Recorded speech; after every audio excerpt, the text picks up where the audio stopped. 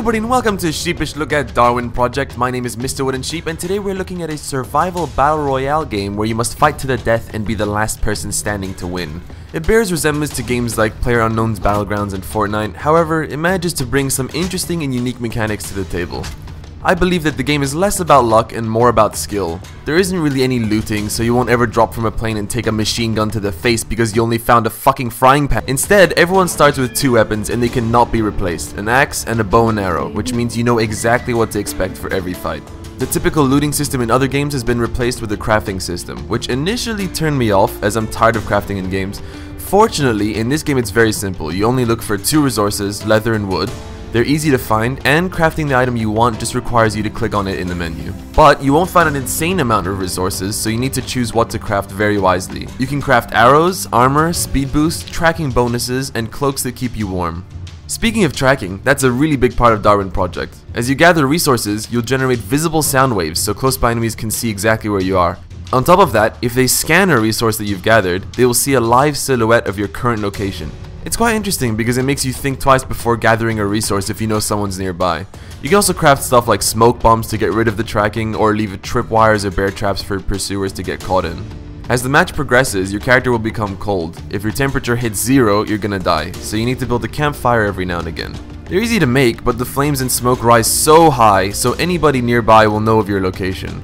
This is also a kind of strategic thing that forces you to think about when and where you'll make a fire. Your team's my favorite. Oh, you weren't done with that. Sorry. Once you've finally tracked or been tracked by an enemy, it's time to fight. You'll most likely not have much ammunition for your bow, so you need to really aim your arrow shots well. Or dodge incoming shots while you get in close to hit them with an axe. Both of these feel so satisfying though, as you really get that oomph from the animation and effects that appear when you land your hit. People take about 5 hits before they die, so fights don't ever end because of cheap or quick kills. Usually the player of higher skill will be the victor. You can do some cool stuff during fights, like time an axe swing in order to deflect an arrow out of the air, or throw snowballs at your opponent to make them colder, which might force them to have to build a fire in the middle of the battle. There's one last thing that has the potential to help you in fights, and those are electronics. They occasionally spawn throughout the map, they're powerful resources, and if a player starts to gather them, they will be revealed to all their enemies.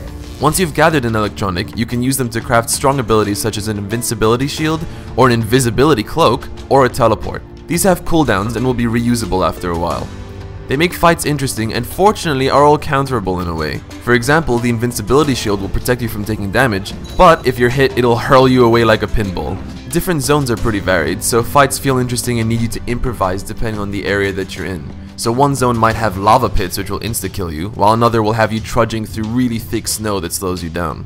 Speaking of zones, the way zones work in this game is pretty different to the usual battle royale formula we've seen. The map is split into multiple zones, and as time goes on they are shot down one by one, as opposed to having one giant circle zone that closes in. So any players in that zone are given 60 seconds to get out of there, or they face getting eliminated. Then that zone is closed off for the rest of the game, and followed by other zones shutting down until there's only one left at the end. Actions like that can be taken by the game automatically. However, players can also search for matches as the show director, which will put them in the role of a big floating robotic eye that oversees and influences the match. Their purpose is to keep the match interesting. They can activate low gravity, nuke certain zones, talk to players, or even heal or speed up specific players. This can be dangerous, as directors have the power to make a match unfair and ruin the fun by, let's say, healing someone in a 1v1 out of nowhere. Fortunately, you can rate directors, so if their rating falls below a certain threshold, they will not be able to use abilities that directly affect players. As of making this video, there's officially only a solo mode, which I think is very well balanced at the moment. I did also play a test weekend for the upcoming duo mode, and while it was very fun and brought some new mechanics to the table, I felt it needs a bit of reworking. If your partner dies, you're pretty screwed. It's very hard to win a 2v1 in this game because of how much damage you can all take. In solo, the amount of damage you take works, and in other games like PUBG, 2v1s are possible because you can ambush teams and kill them in quick succession. So while the duo mode is fun, it does need work, and I think the devs realized that, which is why it was only up for a test weekend for now. Also, surprisingly enough, almost everyone in the community is super friendly, although that'll probably change as soon as the game gets popular. Overall, I'm really enjoying the game. It takes that battle royale formula and innovates. We get new mechanics and there's almost always action. You can't go too long without something interesting happening.